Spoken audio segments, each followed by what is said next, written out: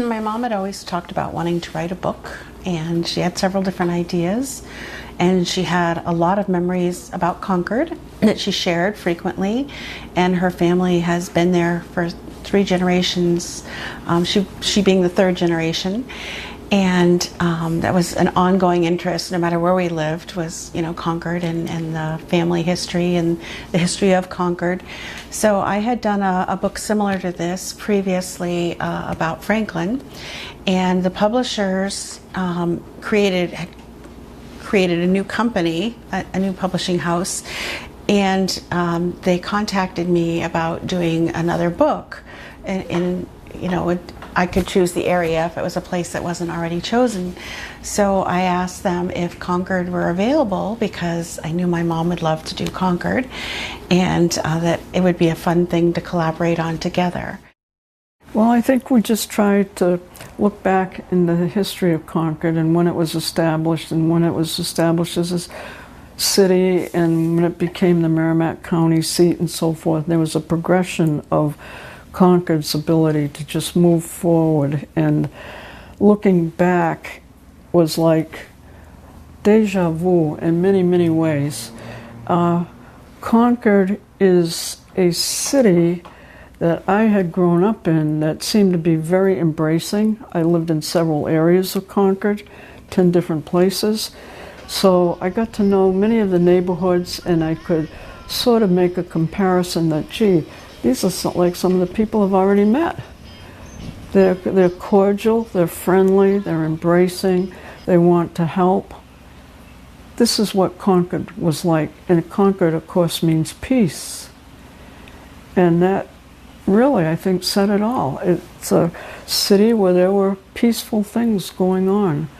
In doing this book with your mom, did you hear any stories from her that surprised you, or maybe that she had never told you before? More information about things, than because we did a lot of research, and she did most of the research, finding out the story behind the story kind of thing, and finding out more about the quarries, which you can kind of see on the hillside when you drive through, but there's only one active quarry out of over 100 that were active in her day and previously. So I guess I didn't give the quarries a lot of thought, but finding out that they were responsible for a lot of the buildings, the quarry material, not just in Concord, but all over the country, including Washington, D.C.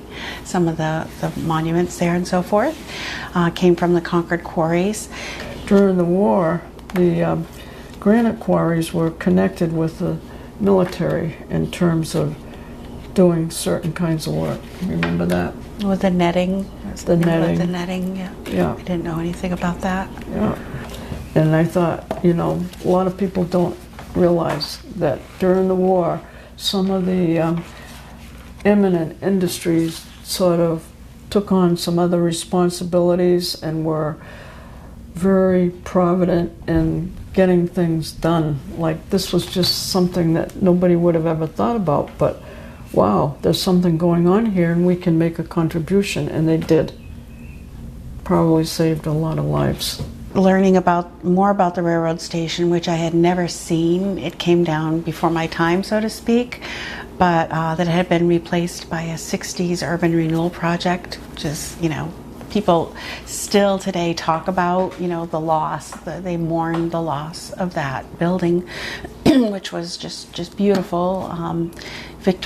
Queen Anne style brick and marble, and had marble floors and I guess copper trim inside, and just I missed the whole train era.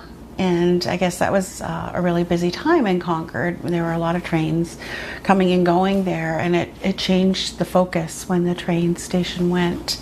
And now, of course, there's the airport and the highway system and so forth. But talking about how that changed in her lifetime and changed the way that the city worked, so to speak. I think the railroad station things just kind of radiated out from there, literally. And that's no longer the center of the universe in Concord anymore. That has changed a lot.